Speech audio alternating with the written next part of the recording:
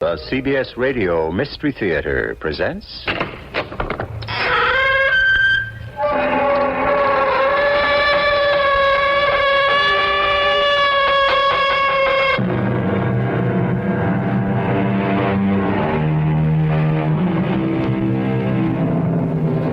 Come in.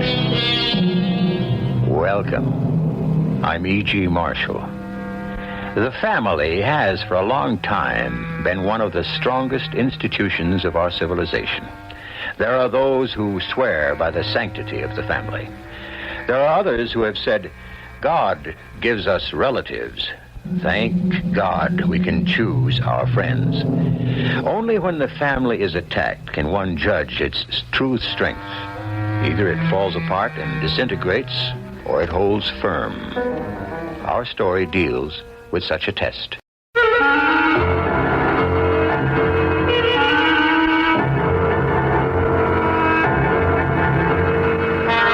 Our mystery drama, A House Divided, was adapted from the great Greek tragedy Electra. It was especially written for the Mystery Theater by Arnold Moss. It stars Joan Lovejoy and Larry Haynes. I'll be back shortly with Act One.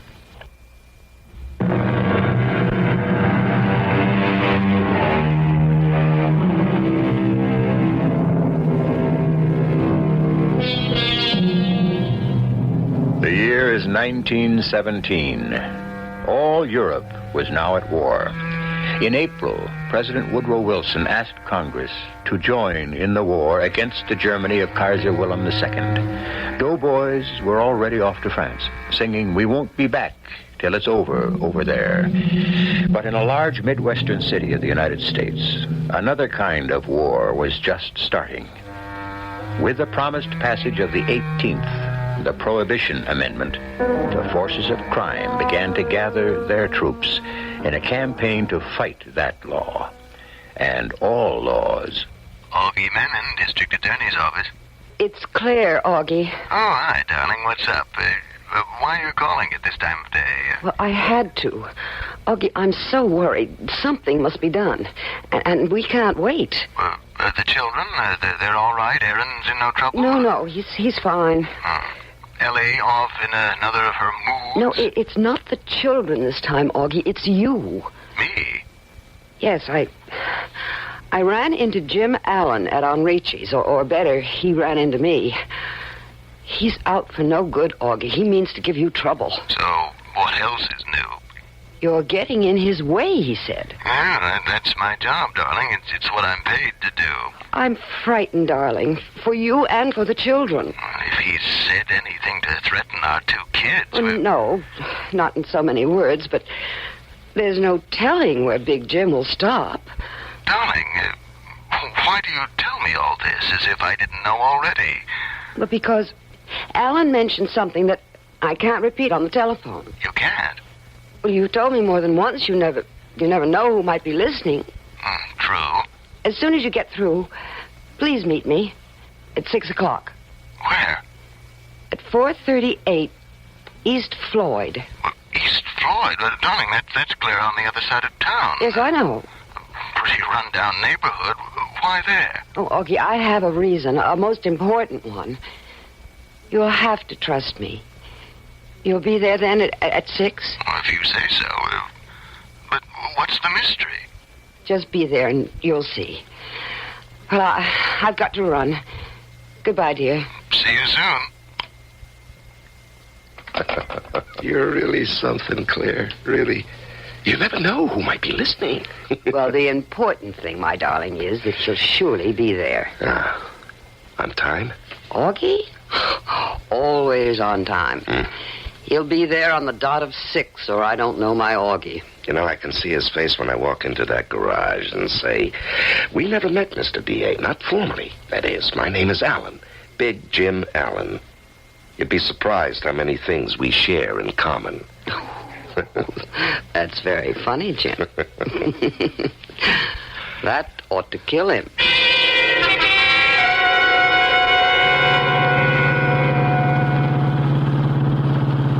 Slow down, Corey. It's that one over there, number 438. 438. 38 East Floyd. Hey, what do you know? The old Hastings garage. Remember the time, boys? Yeah, I remember, Corey. Hey, look at all them broken windows. Not one person on the street, eh? Shame what's happened to the neighborhood. You know, there was a time Just keep the motor running. You bet, boss. Hand me the suitcase. Yeah, you got it. I won't be long.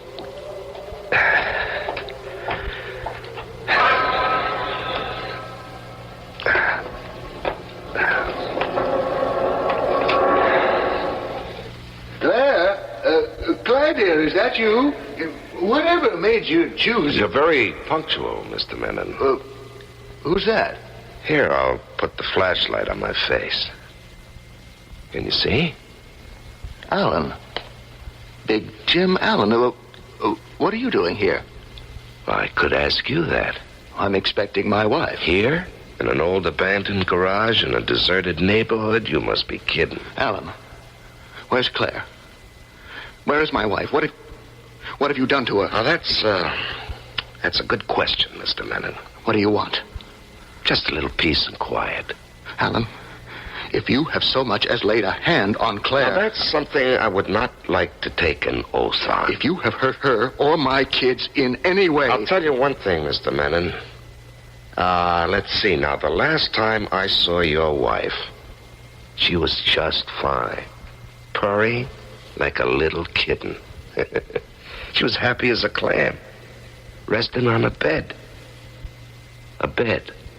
At my address. You filthy liar. Take it easy, men, and you'll last longer. Yeah, she's been coming to my place for months. I don't believe you. Oh, no? Why don't you have the guts to face it? Claire is a beautiful woman. She deserves the best. And she doesn't think you're it. If indeed she ever thought so. You see, you're too busy being a DA to give her the attention she needs. So, she's hitched her wagon to a different star. You? Me. Just one more thing, Mr. DA. I've warned you time and again to keep your big nose out of my affairs. You wouldn't listen. But with this last one, the biggest liquor deal I ever pulled, you've gone a little bit too far. Alan, I haven't even My way begun. of thanking you for Claire, you see, I'm not ungrateful, is to give you one last chance to get out of this town tonight. Now get on a train or a boat, I don't care where you go. I just never want to see your face or hear of you again. And Claire? Well, Claire's a big girl. She makes up her own mind. As a matter of fact, she already has. Well, my children. Aaron, Ellie. Well, Ellie's 18, Aaron's nearly 20. They'll get along. Alan, you're crazier than I thought. My office has a file this thick on you with evidence, with proof. You are going to get your ears pinned back so far. You're wrong again, Menon. No one is ever going to touch me, ever. And, it certainly won't be you. No? No, Augie. Never you.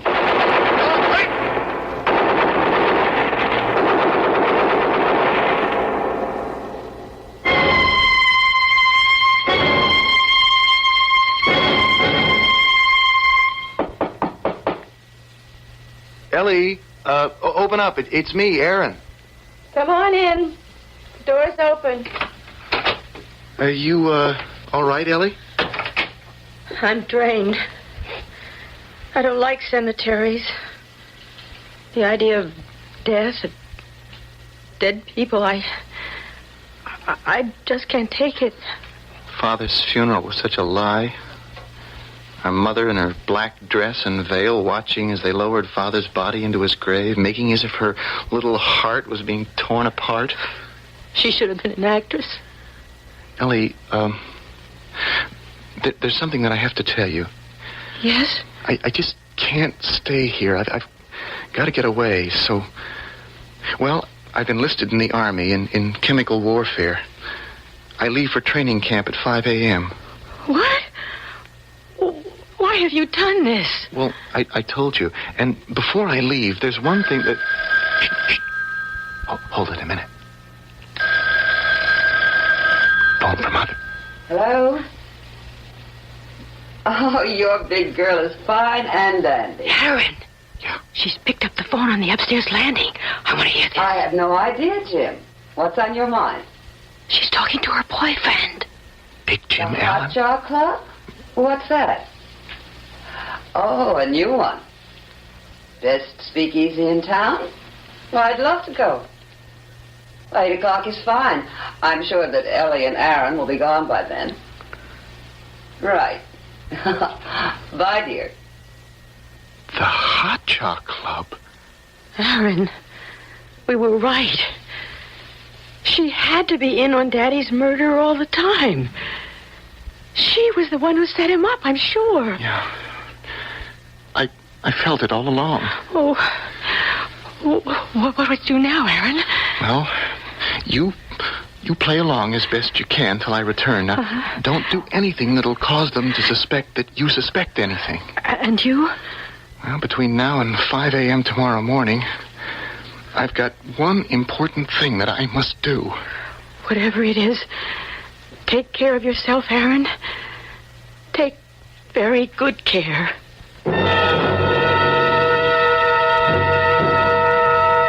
Corey, have you got the third stud for this dress shirt? There's one missing. I had it in my hand more than a minute ago. Hey, here you are, boys. Oh, fine. Hey, you know, that reminds me of the time when I was... Corey. Yeah, boys?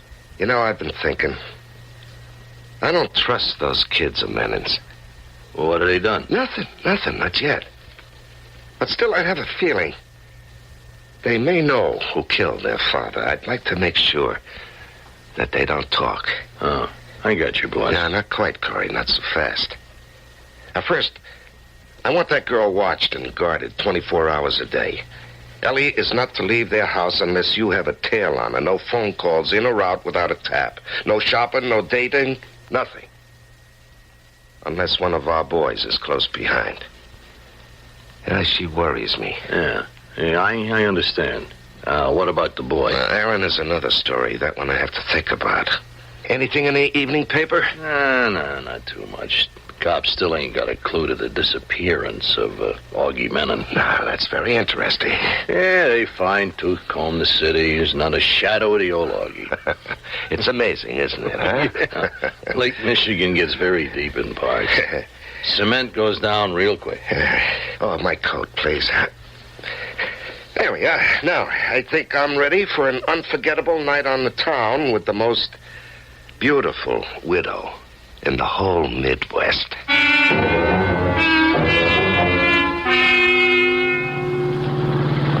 When we walk into the place, no one will notice me, I promise you. Why do you say that, Jim? Because, my dear, they'll all be saying, who is that gorgeous lady dressed in black? Why, they won't even be able to take their eyes off you to see who the gentleman is. Oh, they'll notice. Because it's you. Here you are, boys. Yeah, good crowd. Your friend, the owner of this place? Oh, he does things right, you'll see. Well, have a good time to both of you. Now, watch your step getting out, Mrs. Menon. Thank you, Corey. Yeah, be back at 1 o'clock, huh? Right. Claire, you're going to have one of the finest meals you ever... Down, Claire, down on the pavement. Hey, are you all right, boy? Yeah, we're both fine. Here, let me help you up, honey. Where is he? He ran off into an alley someplace. You got a good look at him? No, it happened so fast. It was the kid, boss, some young punk. Oh, no, I don't believe it. What is it? That kid that took those shots at you. Huh? I'll swear to my life. That was your son, Mrs. Menon. Your son, Aaron. Aaron? Corey, how sure are you? Positive.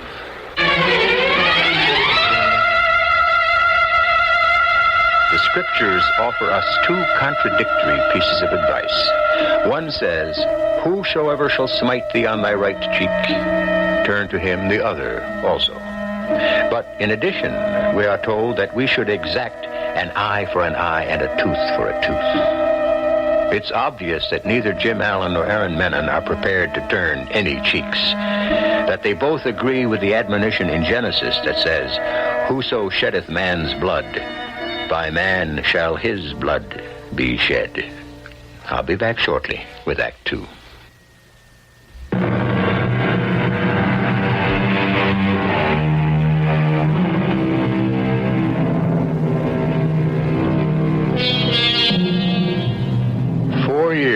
gone by. The doughboys who had gone overseas to make the world safe for democracy had come back to find that in their absence, Congress had amended the Constitution so as to make the manufacture and sale of alcoholic beverages illegal. This served as a springboard for the quick mobilization of every criminal element in the country. Among them, men like Big Jim Allen. It's the early 1920s now, and the Jim Allens are riding very high. Enjoying yourself, Claire? Oh, the most, Jim. Good. And I love your new friend. Oh.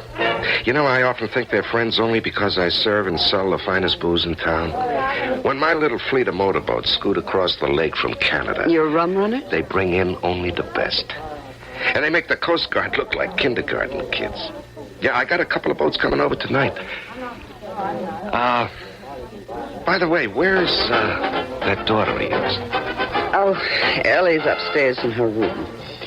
Not feeling well, she said. Yeah. She thinks she's too good for my friend. Oh, Jim, it isn't that. You kept her a prisoner in her own home these past 4 years. Since Augie passed away and Aaron disappeared without a trace. She's almost 22. Don't be too rough on her. Yeah, that's just the point. She's grown up. She may have learned to talk. Outside of you, she's all I have. Go a little easy on her, will you? As to that other kid of yours, Aaron. wherever he disappeared to that night 4 years ago, it saved his life. You know, if he'd stayed here in town, it wouldn't have been for long, even though he is your son. I know that, Jim. And if he's ever stupid enough to show his face in this city, well, hey, come on, let's see how I take to this new dance. What is it called again? The Charleston, dear. The Charleston.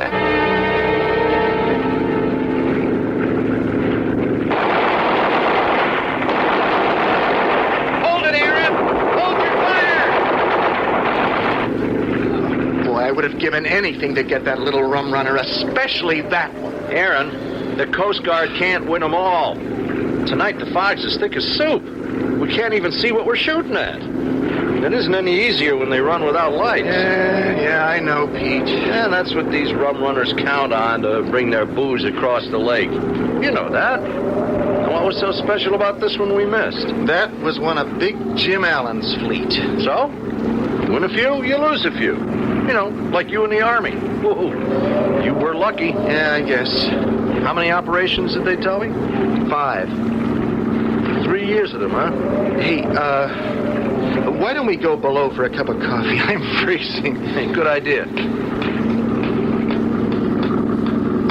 I shouldn't have brought that up. Sorry. No, I don't mind. At least not anymore. When that big tank of poison gas exploded in my face back there in those French minefields, Pete, I was so close to death, they just about gave me up. My hands, my face, burned almost to the bone. I nearly lost my eyes as well. See, that's why I wear these dark glasses. You're right, I was lucky. I can imagine what it was like when they took those last bandages off your face. When you looked into the mirror, you saw a complete stranger. I told you, my own mother wouldn't know me. That's something I'm counting on. You are a lucky fella. Hey, here's your coffee. Oh, thanks. Yeah. I guess I was lucky to get into the Coast Guard. You see, Pete, there are certain people around here who think that the Aaron Menon that they once knew is dead.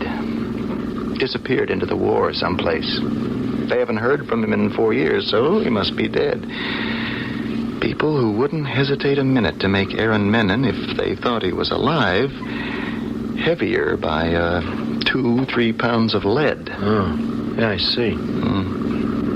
But they'll never recognize me with this new face I've got, courtesy of some of the best medics Uncle Sam provides. Does that include your sister? Ellie? Ellie'll know me. How, Aaron? Well, let me roll up my sleeve. There, you see this? Good Lord. What is that? A scar. That's shaped like a lizard or an alligator. Yeah. When I was 3 years old, I ran into the kitchen, and the cook had a pot of boiling water in her hand. It spilled onto my arm and left this scar. Well, I've never seen anything like it. Mm-hmm. And when Ellie sees this, she'll know it's me. A little more coffee? Oh, yeah, thank you. Well, we ought to be ashore in half an hour. I've got a very busy night ahead of me. What is it, Corey? Some kid downstairs, a young punk. He wants to see you. Who is he? What does he want? He says he's got some kind of news about Aaron Menon or... Aaron Menon? What kind of news? I don't know, something about Aaron's body. He said he had to speak to you. Aaron's body? Mm-hmm. Where's he from? New kid in town. He's with the parish mob. Or, so he says.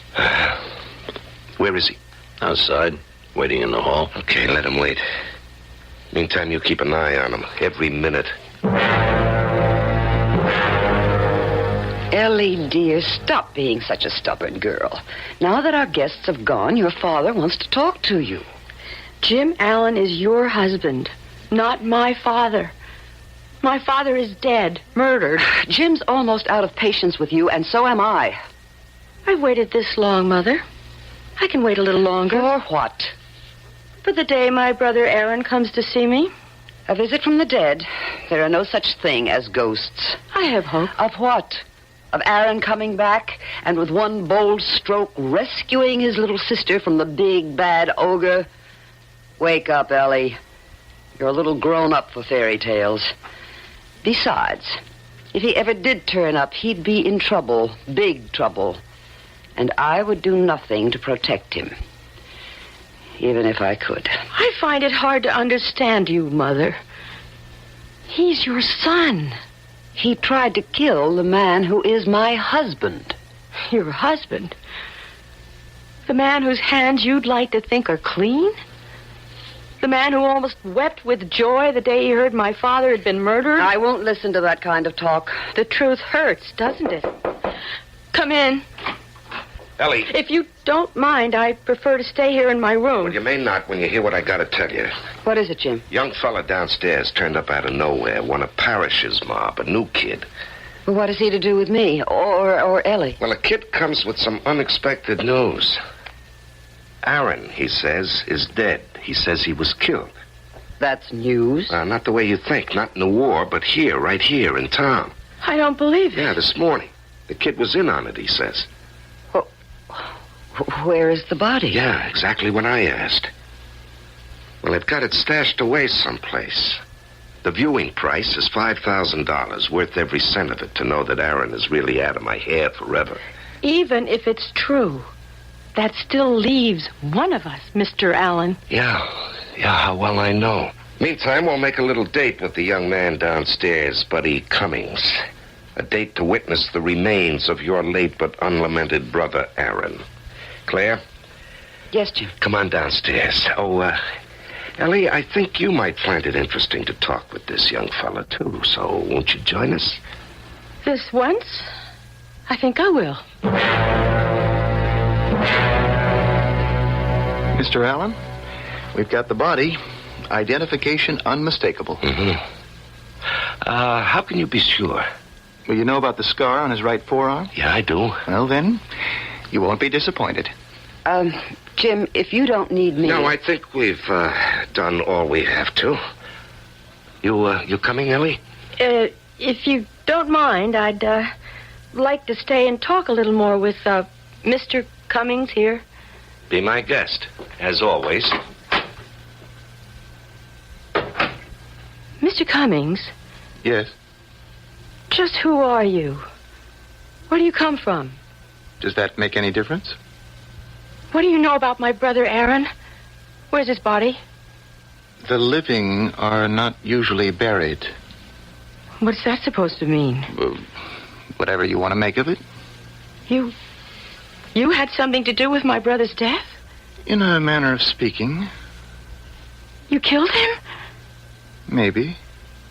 You dare tell me that? Ellie, do you know something about life after death?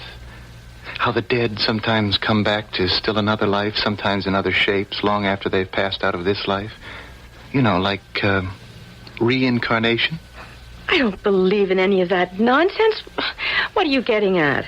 I do believe in it.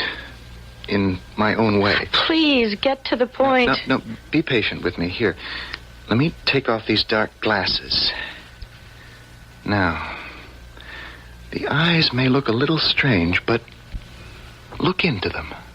Look right into my eyes. So? Do you see anything that looks familiar? I do. But... No, it can't be. I don't believe what I'm looking at. This is some trick. No trick. Here, my right arm. I'll roll up the sleeve. Oh, the alligator scar.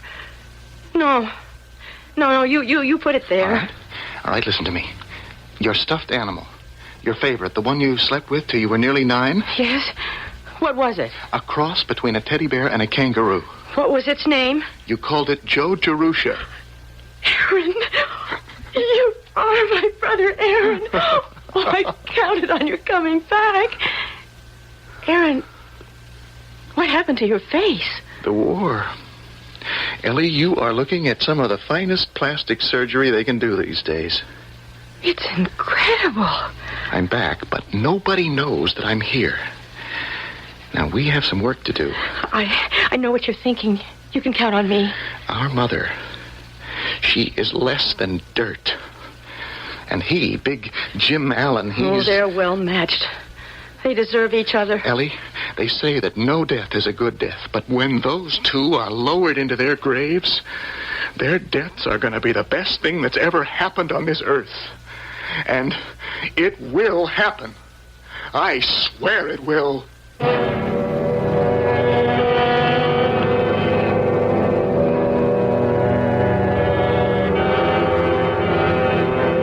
We have heard that he who insists on getting his revenge keeps his own wounds green, which would otherwise heal of their own accord. And we've also been told that he that will venge every wrath, the longer he liveth, the less he hath. Despite this, Ellie and Aaron Menon are resolved that the murder of their father will not go unavenged, that the murderers will not go unpunished. Just how will this happen? I shall return shortly with Act 3.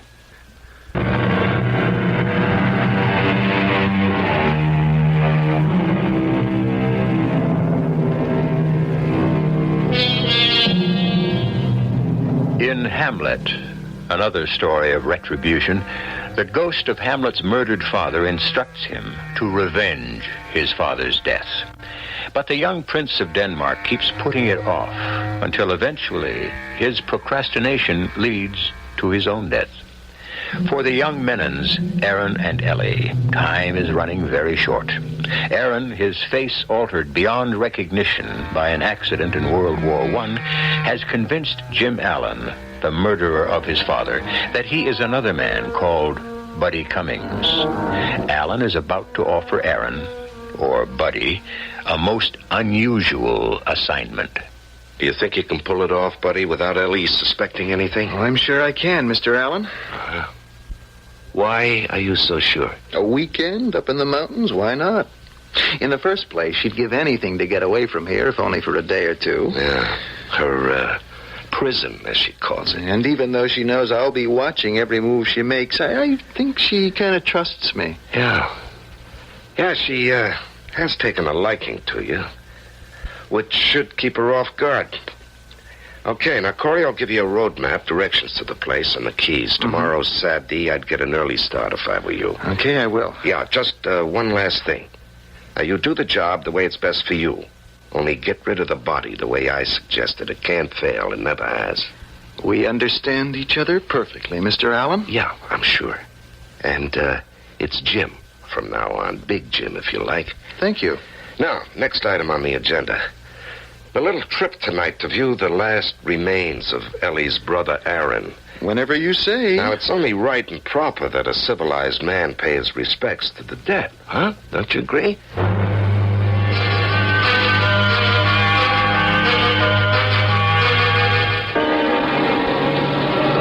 This is a great night we picked. Rain's coming down so hard you can hardly see. Well, we're just about there. In fact, we've arrived. This is it. Well, looks like we'll have to make a run for the building if we don't want to get drenched. We'll manage.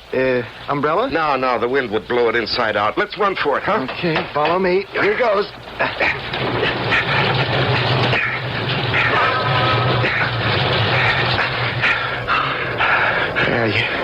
You all right? Soaked, otherwise all right. You know, it's a funny thing. I could have sworn that... Anything wrong, Jim? No, not really. I just had a feeling I'd been here before. Yeah. Oh, look out, Jim. You don't want to hit your head on that big beam. You might get hurt. Yeah, right. Where have you got Aaron's body? It's just around this corner. Get your flashlight ready, Jim. It's ready. Fine. You know, this place gives me the creeps. Where are we? We'll be out of here in no time. You got the $5 grand? Now, you just show me Aaron's body, then let's get out of here. It's like a morgue. Yeah. Who should know better than you? What's that supposed to mean? Think back, Jim. It's not that long ago. 4 years. 1917. East Floyd, number 438. 438 East Floyd. I knew there was something about this place that was familiar. And it's no coincidence that it's the same place, the same location where you shot down Augie Menon. What? Aaron's body is here, in the same place where you rubbed out his father. Now, where'd you get that crazy idea? I read the papers, Jim. And I also can read between the lines. All right. Just show me the body. Let's get out of here. You're looking at it. Where? I don't see anything. In front of you. Right here. All I see is you. That's right, Mr. Allen. Hey. Give me that flashlight. Now, keep your hands exactly where they are. Don't move. Now, what is this? You going out of your mind? Now, just put down that gun, huh? Show me Aaron's body. You're looking at it, friend. But, buddy, I am Aaron Menon. And if you're still in doubt, look at this scar on my right forearm. Recognize it? Aaron, what are you going to do? Oh, that's a silly question for a man as smart as you. You took my father's life. I owe you something. No. Look, I can explain. I'm sure you can.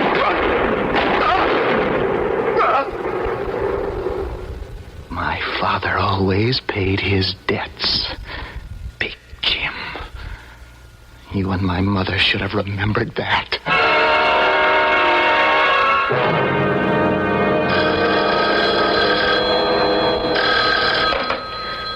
Hello? Ellie, it's me, Aaron.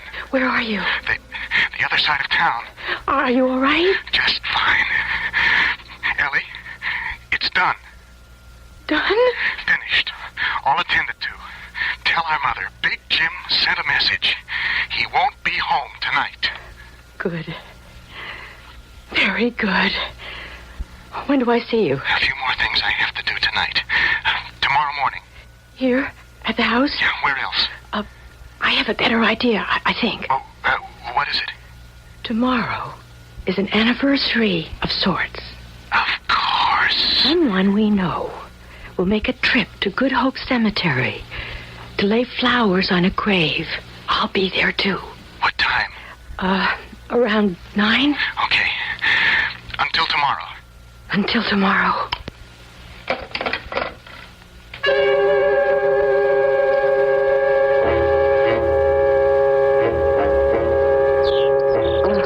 The place is so deserted.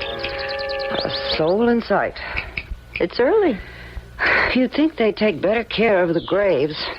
Perpetual care, indeed. They could look better, Mother. All these weeds. That's why I bring my own garden shears and the plants and the little spade. I feel it's the least I can do in memory of your father. The very least. Meaning? Such complete devotion. Such warm, personal care. Oh, spare me your sarcasm, Ellie. A pity you show so much more love for my father's memory than you showed for him when he was still alive. Don't start that again. Not here, and not today.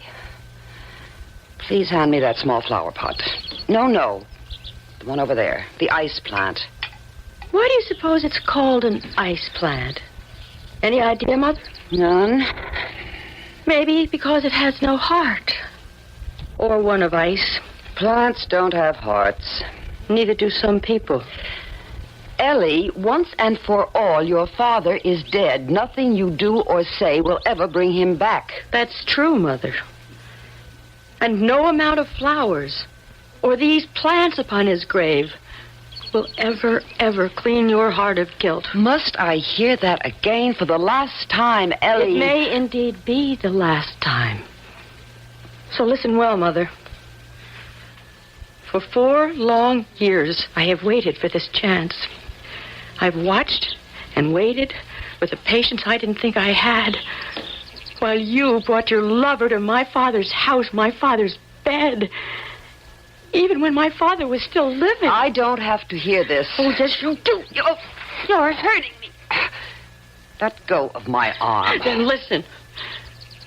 Since that time, my heart has been filled not only with grief and sorrow, but with hatred, poisonous hatred for both you and Alan. But especially you. I am your mother. Only because you brought me into this world. And then you thought your job was finished. You spent more time in front of your mirror, admiring your beauty, than you ever did on Aaron or on me. You always hated me. And with good reason. What reason is there for a child to hate its mother? You asked that? Oh, I'm sorry to be late. Good morning, Mrs. Mannon. Buddy Cummings. What are you doing here? Is something wrong with Jim? I came on an errand, something I have to do. Here in the cemetery? For Jim? What is it? Oh, Jim didn't send me. This one is for me. For you? I don't understand. Tell her. What do you want me to? Why are you taking your glasses off? So you can look into my eyes. See anything familiar? I don't believe it. Show her your arm. Here. My right arm. Oh, it can't be. You've seen this scar before, haven't you? Yes, Mother. It's me. Aaron. But your face... What happened to your face? Long story. And we haven't got much time. Why are you trembling, Mother? What do you want of me? Didn't you think there'd be a day of reckoning? Didn't you know that Ellie and I would never rest until we faced our father's murderers and paid them back? Well, when Jim hears about this... Oh, Big Jim. Big Jim is dead. You killed him? Yes. And now it's your turn, Mother. Aaron? You wouldn't dare. You don't have the courage to kill in cold blood your own mother. Oh, no. I know my son. Aaron, what are you waiting for? She's right, Ellie. I can't. I can't. Give me your gun. No, Ellie. Don't you move, Mother. Stay exactly where you are. Ellie, what are you doing? This pair of garden shears she brought Stop with her. her, Aaron. Its points are sharp, and its blades cut Ellie, deep. no! Like this. And this.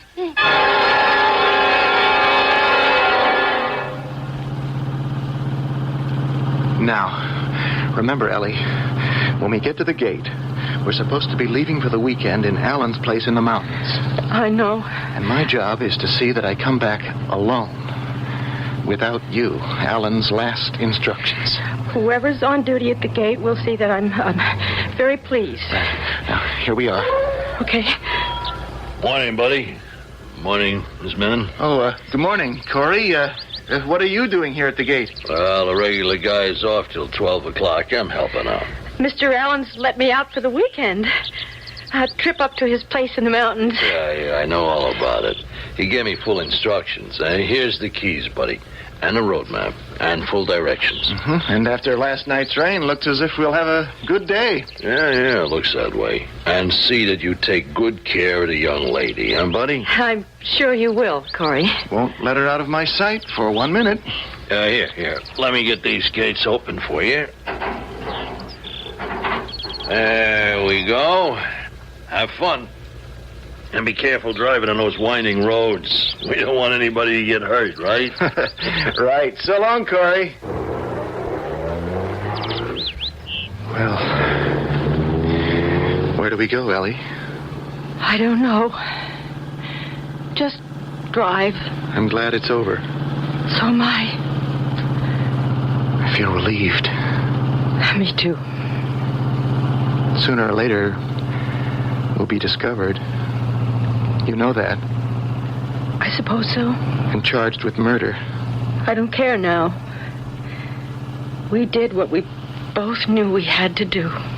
The law may see it differently. It doesn't matter. Yeah, I agree. For the first time since our father's death, I feel I'm free. And so do I, my brother.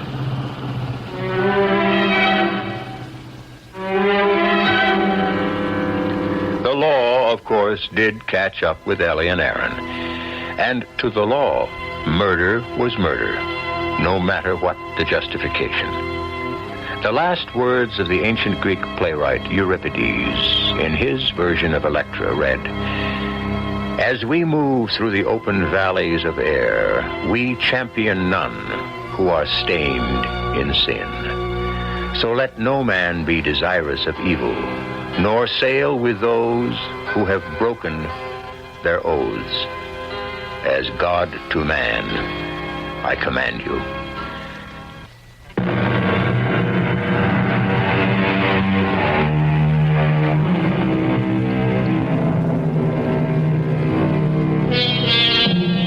Many of our celebrated playwrights have gone back to the tragedies of the ancient Greeks for inspiration. Our own Eugene O'Neill, among others. Why? For one thing, the Greeks had discovered the deeply moving key to so much of what troubles the human heart. So many of the things that shape our destinies. And this some 2,400 years before Dr. Sigmund Freud listened to his first patient on that famous black leather couch in old Vienna. Our cast included Joan Lovejoy, Larry Haynes, Rosemary Rice, Russell Horton, and Earl Hammond. The entire production was under the direction of Hyman Brown. This is E.G. Marshall inviting you to return to our Mystery Theater for another adventure in the macabre. Until next time, pleasant dreams.